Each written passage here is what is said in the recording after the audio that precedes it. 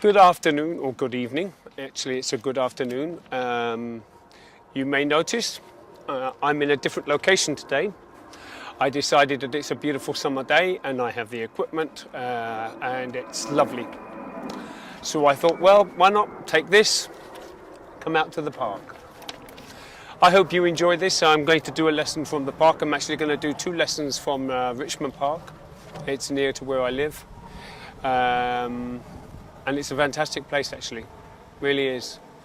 In summertime it's just spectacular, and as you probably can see, I'm in the park right now, and may you enjoy the surroundings. Enjoy the lesson as well, okay?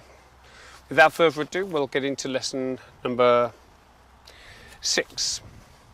I'm a 2 glasses person, which means I have to look at the lens with one set of glasses and read paper with another set of glasses. So I hope that you have a bit of mercy on me.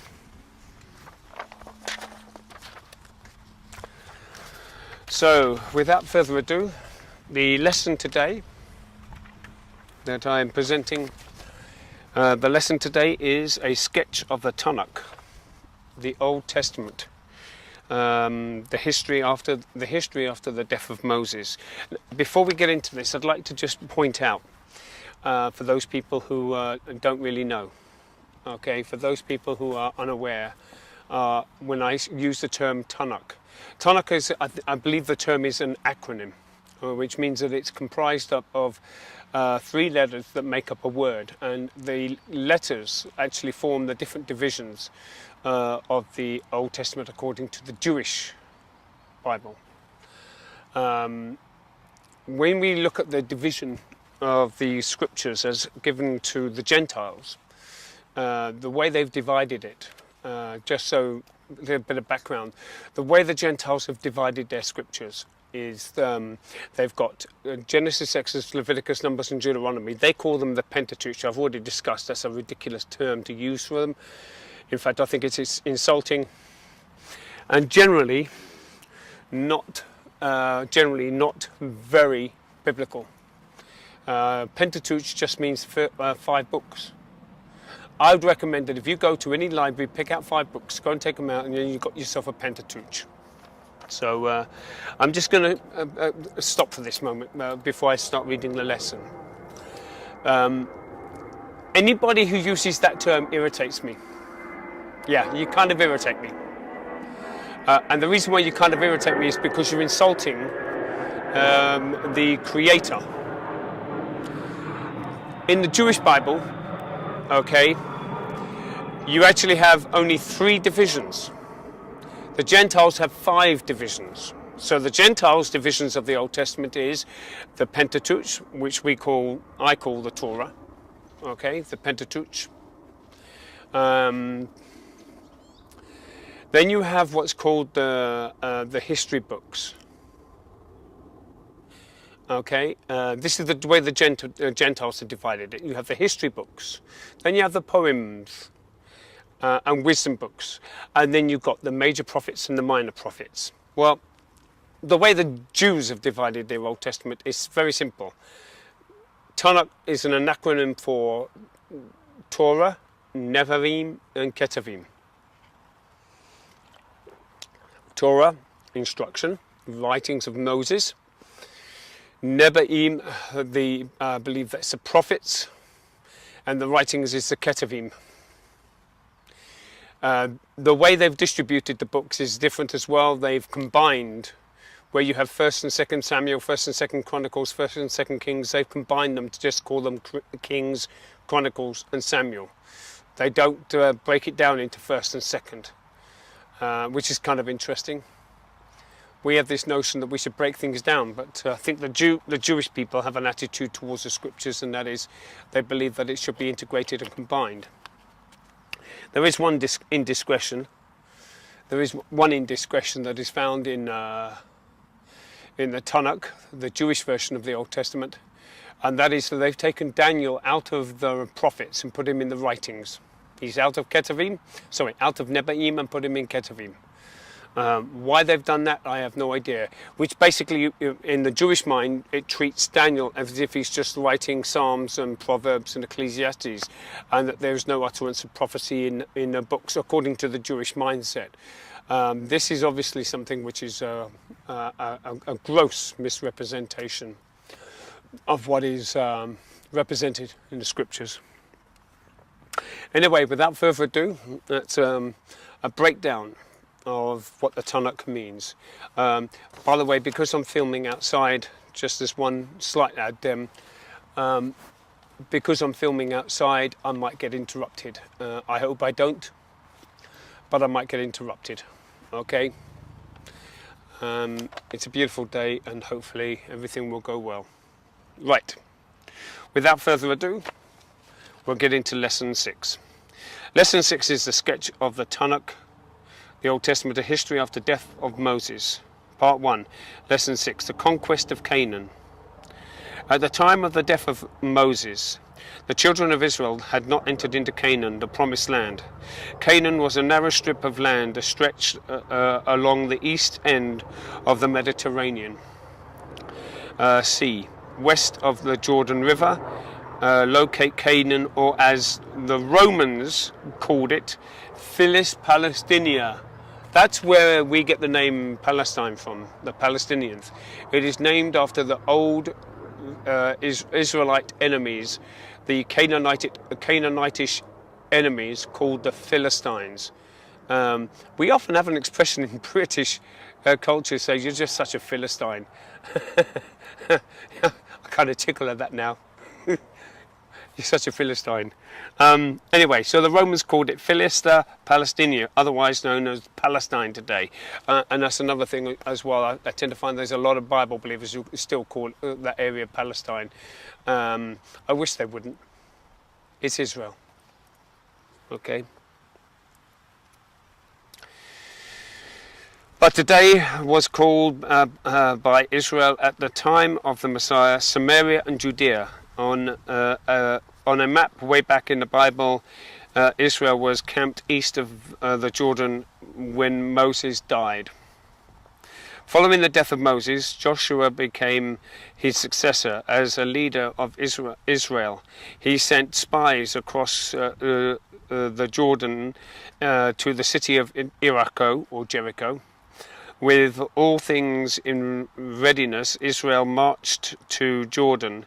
The priests led the way, bearing the Ark of the Covenant, and when their feet touched the waters divided, and Israel crossed over into Canaan. Read the account of the fall of Jericho, to the Israelites, that is Joshua, chapter 6, verses 1 through to 27. The following the capture of Jericho, Israel conquered and marched into the land of Canaan. Joshua, Joshua, chapter 6, verses 1 through to 27. Now Jericho was straitly shut up, because the children of Israel, none went out, and none came in. And the Lord said unto Joshua, See, I have given into thine hand Jericho, and the king thereof, and the mighty men of valour. And ye shall compass the city, and all ye men of war, and go round about the city. Once thus shall thou do in 6 days. And the 7 priests shall bear before the ark 7 trumpets of ram's horns, and the 7th day ye shall compass the city 7 times, and the priests shall blow the trumpets. And it shall come to pass that when they make a long blast with the ram's horn, and when ye hear the sound of the trumpet, all the people shall shout with a great shout, and the wall of the city shall fall down flat, and the people shall ascend up, every man straight before him. It's quite busy out here. I'm still reading. And Joshua the son of Nun called the priests, and said unto them, Take up the ark of the covenant, and let 7 priests bear 7 trumpets of ram's horns before the ark of the Lord. And he said unto the people pass on and compass the city, and let him that is armed pass on before the ark of the Lord. And it came to pass that when Joshua had spoken unto the people, that the 7 priests bearing the 7 trumpets of ram's horns passed on before the Lord, and blew with the trumpets, and the ark of the covenant of the Lord followed them. And the armed men went before the priests and blew with the trumpet, and the rearward came up after the ark, and the priests going on blowing with the trumpets. And Joshua had commanded the people, saying, Ye shall not shout, nor make any noise with your voice, neither shall any word proceed out of your mouth until the day I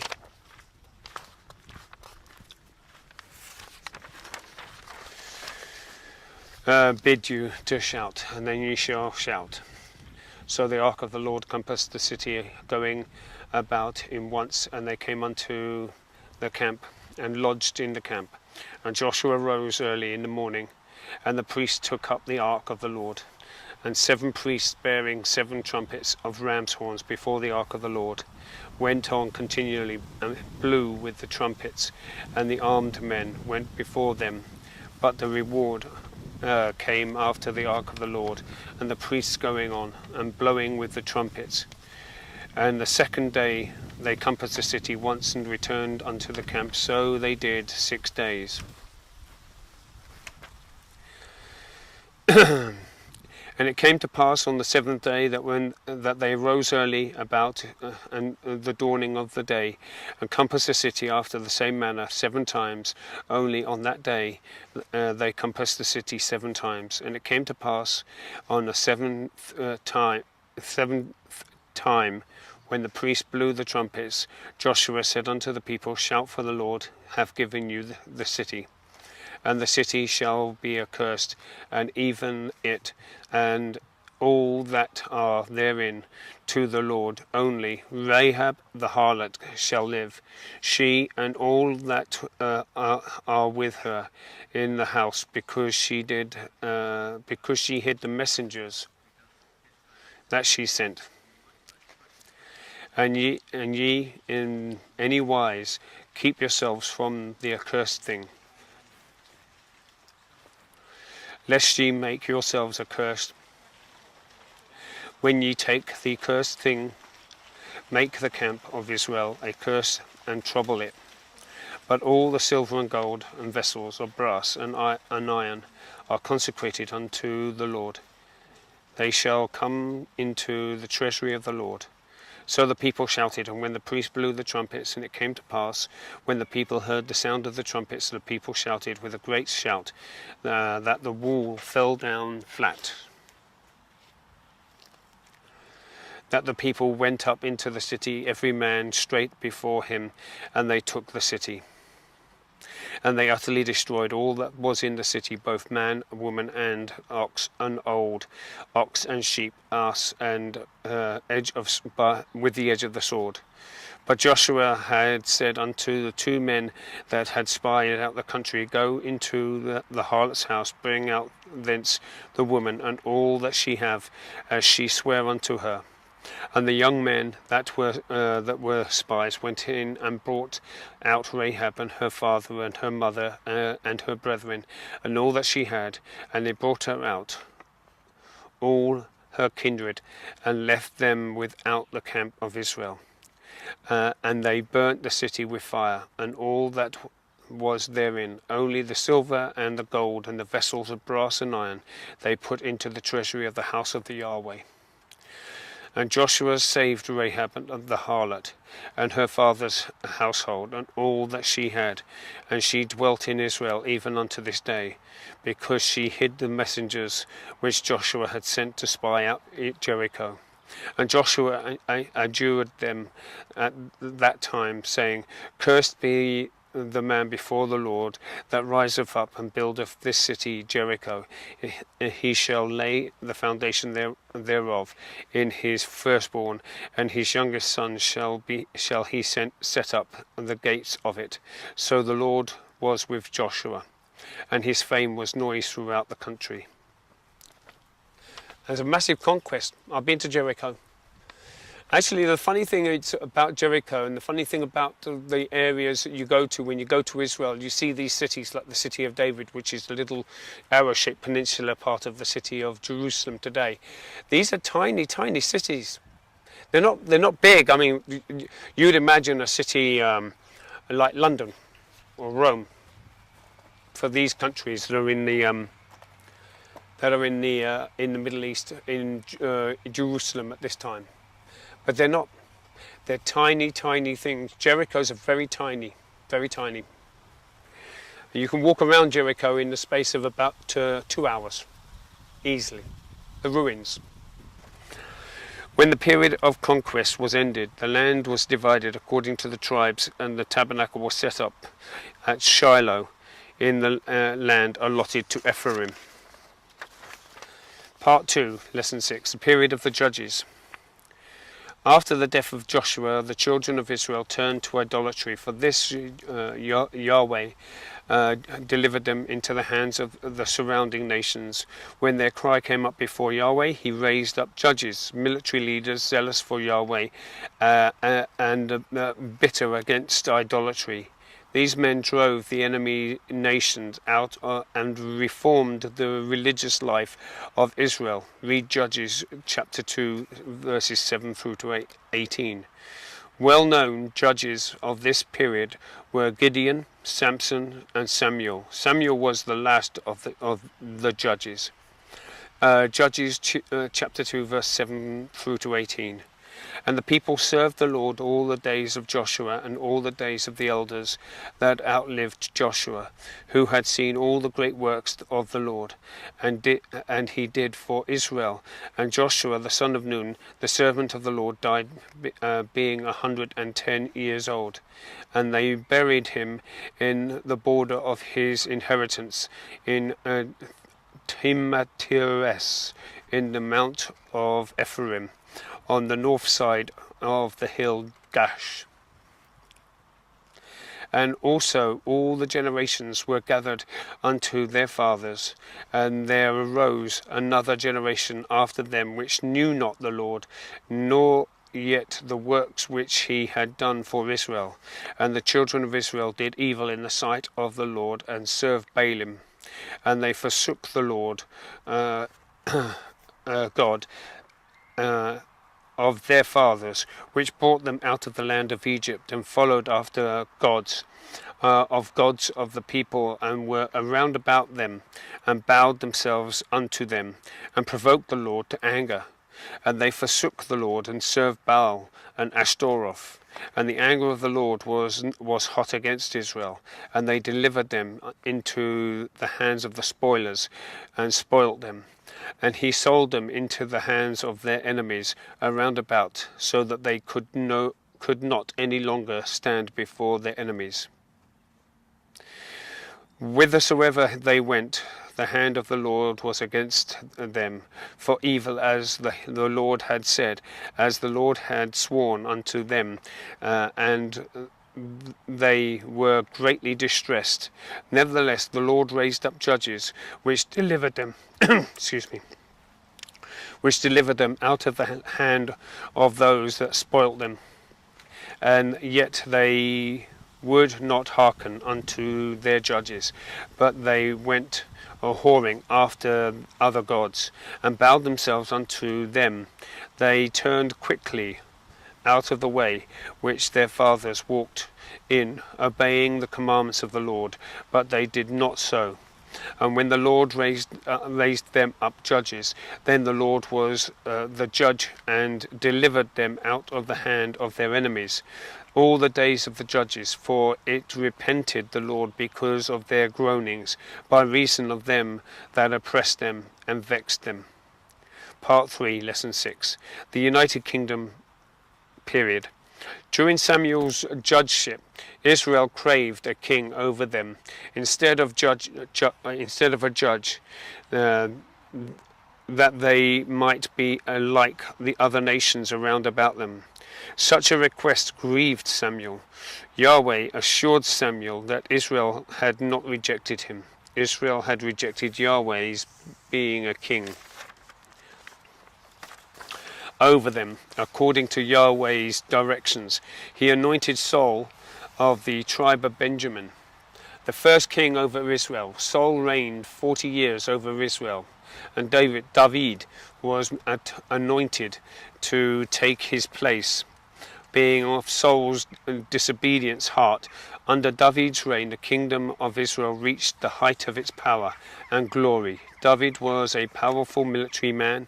After 40 years on the throne of his son Solomon became king of Israel. David had planned to build the house of Yahweh, but was not permitted to do so because he was a warrior and had shed much blood, and because he had shed innocent blood, having Uriah killed, and because he had an adulterous relationship with Uriah's wife Bathsheba. So it was under Solomon's reign that Yahweh gave the consent to the building of the magnificent temple in Jerusalem. So Solomon had a splendid beginning, but his marriage with heathen wives caused him to be unfaithful to Yahweh, and he built temples to heathen gods of his wives. Because of Solomon's sin, Yahweh declared that the kingdom would be divided. Thus, with the death of Solomon, ended the United Kingdom with the last 120 years, 3 kings having reigned 40 years each. It's a period of immense turbulence for Israel now. The period of immense turbulence. Part 4, Lesson 6. The divided kingdom. 1. The northern kingdom. The northern kingdom was was composed of 10 tribes and retained the name of the United Kingdom of Israel. The northern kingdom was ruled over by 19 kings, every one being bad. Jeroboam was the first, and his introduction of idolatry into the kingdom ever abode in Israel to curse the nation. According to Usher's chronology, the 10 northern tribes remained as a kingdom only 250 years, at the end of which time they were conquered and carried away captive by the Assyrians. In Assyria they became mixed with the people and lost their identity as a nation. They were never returned to their land. And these are often, by the way, these are often referred to as the lost tribes. There's been a lot of hearsay about the lost tribes. Some people say the lost tribes are in America, some people say Ireland, some people say even Britain, like the British Jewry, for instance, or the British Zionist, not Zionist, that's the wrong term, British Israel, that's what they call it, the British Israel. And they swear that they are part of the lost tribes. There's loads of people who claim it. I have no hearsay on this, and I'm not going to comment. I can't tell you about the lost tribes. Only Yahweh knows where the lost tribes are and who they've been intermingled with. Number 2, the southern kingdom. The southern kingdom was composed of 2 tribes, Judah and Benjamin. They were called the kingdom of Judah. While the northern kingdom had nothing but evil reigns and evil kings, the southern kingdom had its good kings and good reigns, and evil kings and evil reigns. In all the southern kingdoms, had 20 kings. Rehoboam, Solomon's son, being the first, through sin, and the kingdom ended, being captured and carried away into Babylon, something that 100 years after the northern kingdom fell. Part 5, Lesson 6. The exile period. As we have mentioned above, the 10 tribes, through mixing and mingling and intermarriage in Assyria, lost their identity. Hence today they are often referred to as the 10 lost tribes of Israel. Daniel was a prominent prophet of the exile period. According to Yahweh's promise, Judah was in Babylon 70 years. Part 6, Lesson 6. Judah returned to their former land and Jerusalem rebuilt.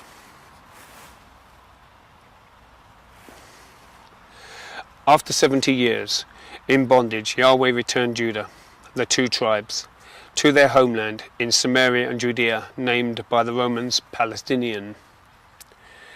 There were several phases of this restoration. Prominent things to remember about this period are the return under Zerubbabel,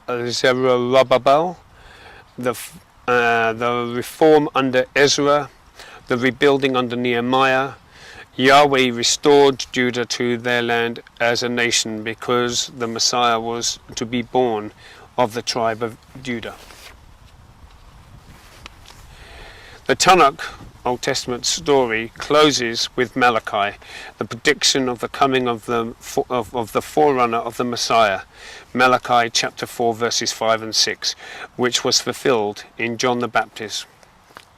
Malachi chapter 4 verses 5 through to 6. Behold, I will send you Elijah, the prophet, before the coming of the great and dreadful day of the Lord. And he shall turn the heart of the fathers to the children, and the heart of the children to the fathers, lest I come and smite the earth with a curse. Please make a note of Joshua chapter 1 verse 7 and Isaiah chapter 1 verse 8, and be sure to know the 6 periods in their proper order. Joshua 1:7. Only be thou strong and very courageous, that thou mayest observe and do according to all the law which Moses my servant commanded thee. Turn not from it to the right hand or to the left hand, that thou mayest prosper whithersoever thou goest. Isaiah chapter 1 verse 18. Come now, and let us reason together, saith the Lord. Though your sins be as scarlet, they shall be as white as snow. Though they be red as like crimson, I shall make them as wool.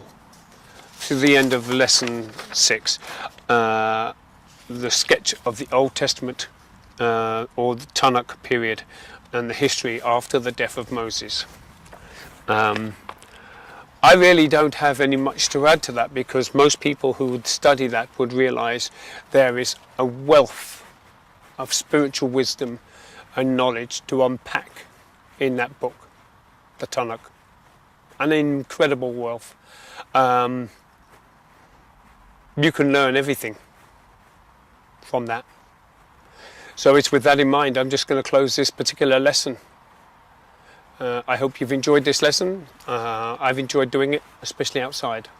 And I shall be doing the next lesson, also outside, almost immediately after I have done this lesson. Enjoy, be blessed, and be safe.